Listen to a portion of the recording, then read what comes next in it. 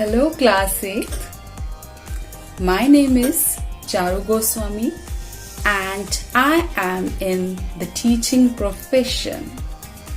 Just as Shakespeare said in his poem, The 7 Ages of Men, all the world a stage and all the men and women merely players. Being a teacher, I feel that this YouTube channel, this platform is the stage for me where I am to perform the role of an English teacher and have to give my best to my students. So, here I am, my dear students. Let me tell you about your books. You are having 2 books. Book number 1 is English textbook Honeydew and book number 2 is English supplementary reader. So today I'm going to start chapter number 1, the best Christmas present in the world, from your first book, that is English textbook. Now, the question is, what is the Christmas present in the story? It's a toy, it's a game, or any person? Okay, I know that you people are getting curious to know about the answer. But first of all, let's know about the author, Michael Morpurgo.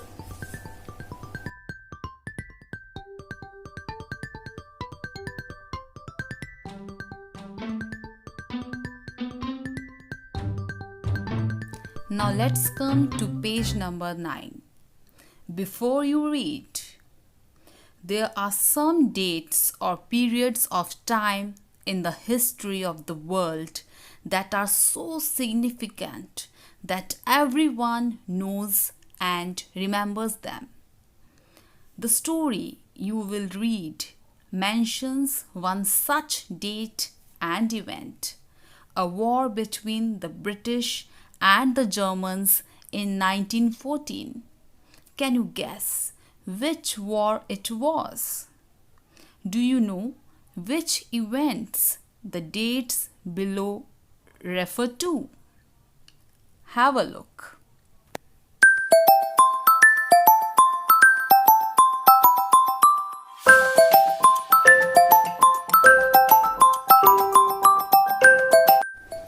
Now here, why such historical events are mentioned? Do you know that? Because this chapter will take us into the past. It's a heartfelt story based on the Christmas truce during First World War between the British and the Germans in 1914. Now let's read the story. I spotted it in a junk shop in Bridport, a roll-top desk. I here stand for the author. Spotted means he found. He found it in a junk shop in Bridport. It means he found a roll-top desk in a junk shop in Bridport. Bridport is the place here, and a roll-top desk is a writing desk with a flexible cover sliding in curved grooves. So here the man said it was early 19th century and oak. The man who wanted to sell this. The man said it was early 19th century. He told him that it's too old. It was of early 19th century and oak. Oak means a type of large tree with hard wood. So it was made of oak. I wanted one, but they were far too expensive. Now here author, he wanted one, but they were very expensive. This one was in a bad condition. The roll top in several pieces. Now one roll top desk was there which was in a bad condition, and the roll top in several pieces, one leg clumsily mended. Now mended means it's a past tense of mend, and it means is to repair something that is damaged. But here clumsily mended means in an awkward and careless way. So here its one leg was clumsily mended. Scorch marks means burn marks all down one side. So it means the roll top desk which the author saw, it was in a very bad condition. It was going for very little money. It means that it was very cheap.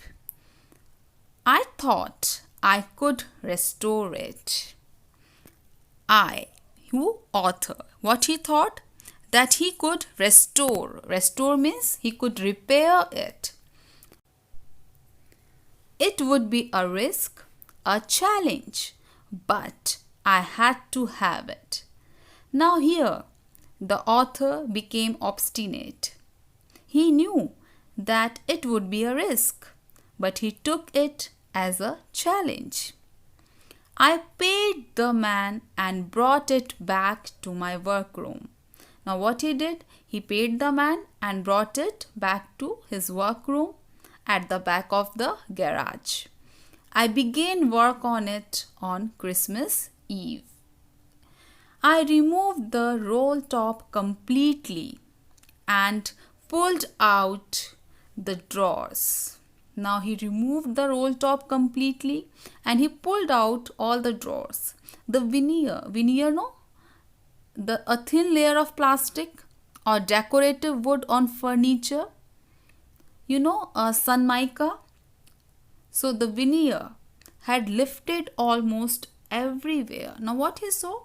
That the veneer, the sun mica, it had lifted almost everywhere. Looked like water damage to me. So how it looked? It looked like water damage. It means because of the water, the whole sun mica, the whole wood was damaged.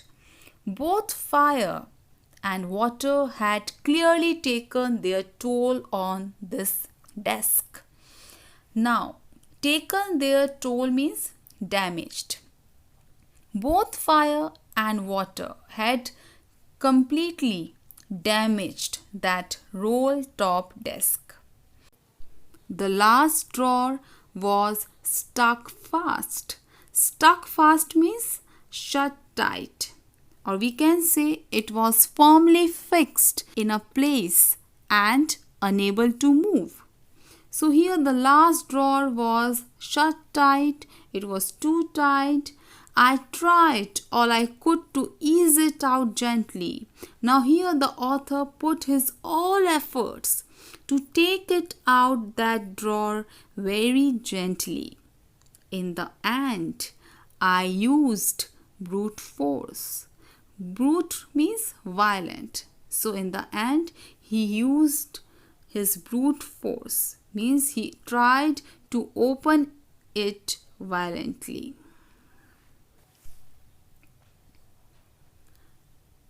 I struck it sharply with the side of my fist. Now here struck means what? Struck, it is the past tense of strike and it means to hit something. So here I struck it sharply with the side of my fist. Fist means a hand with the fingers closed together tightly. Now here the author struck it very sharply with the side of his fist and the drawer flew Flew? Flew, it's the past form of fly. But here, it didn't mean that the drawer, it flew. No, the drawer was not flown. Now, the drawer flew means that the drawer opened with the, because here the author put his all efforts, even he used his brute force also. That's why the drawer, it flew open. To reveal. Reveal means to show something that was hidden before. So, flew open to reveal a shallow space. Shallow space means not so deep. Okay. So, it to reveal a shallow space underneath a secret drawer. Now what? Here, what the author, what he did? He hit the drawer very sharply with the side of his fist, and the drawer, it flew and opened to reveal a shallow space under a secret drawer. There was something in there. Now there was something. I reached in and took out a small black tin box. Now I reached in. I reached, it doesn't mean that he got into the box. No. I reached in means he stretched out his arm to get something. So he reached in and took out a small tin box, sellotaped to the top. Now you can look at the picture here. Now see, here is a drawer.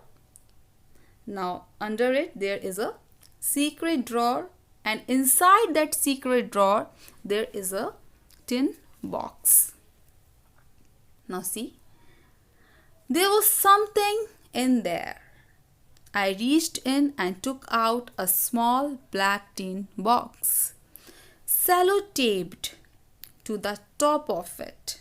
Now the tin box, it was sellotaped, was a piece of lined note paper. Sellotaped to the top of it was a piece of lined note paper. Now the lined note paper was sellotaped on the top of that tin box. And what was written? And written on it in shaky handwriting, Jim's last letter, received January 25, 1915. To be buried with me when the time comes. Now, on that lined note paper, something was written in a shaky handwriting. Jim's last letter, received January 25, 1915, to be buried with me when the time comes. I knew, as I did it, was wrong of me to open the box. Now here, the author, he was thinking that he knew that to open the personal letter or the personal thing is not a good habit. I knew as I did it that it was wrong of me to open the box. But curiosity got the better of my scruples. It usually does. Scruples means feeling that make you hesitate to do something wrong. So here what he was feeling, there is a feeling. He knew internally, he knew that it's a bad habit to open someone's personal letter, to open someone's personal thing. He knew that. But due to the curiosity, he was bound. Inside the box, there was an envelope. Inside the box, there was an envelope. The address, envelope, you know, the paper cover for a letter. So the address read, Mrs. Jim MacPherson, 12 Copper Beeches, Bridport, Dorset. Inside the box, there was an envelope. The address, what was the address? Mrs. Jim MacPherson, 12 Copper Beeches, Bridport, Dorset. I took out the letter and unfolded it. So finally here author, he took out the letter and he unfolded it. It was written in pencil. Now what he read? It was written in pencil. He saw that the letter, it was written in pencil and dated at the top December 26, 1914. This date was mentioned in the letter. Now let's come to the comprehension check. Question number 1. What did the author find in a junk shop? Question number 2. What did he find in a secret drawer? Who do you think had put it in there? Now there are 2 questions and you have to do these questions in your English notebook.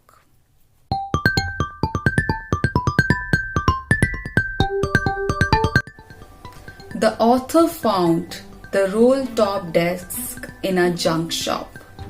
It was in the bad condition but cheap. He thought that he could restore it, so he bought it and he began to work on it on Christmas Eve. He pulled out the drawers. He found that these had been badly damaged by fire and water. The man who sold it had told him it was very old. It was of 19th century and made of oak.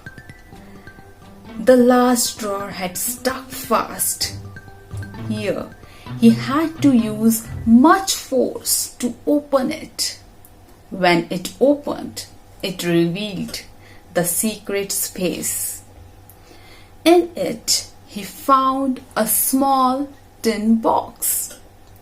On the top of the box, these words were written: Jim's last letter received January 25, 1915.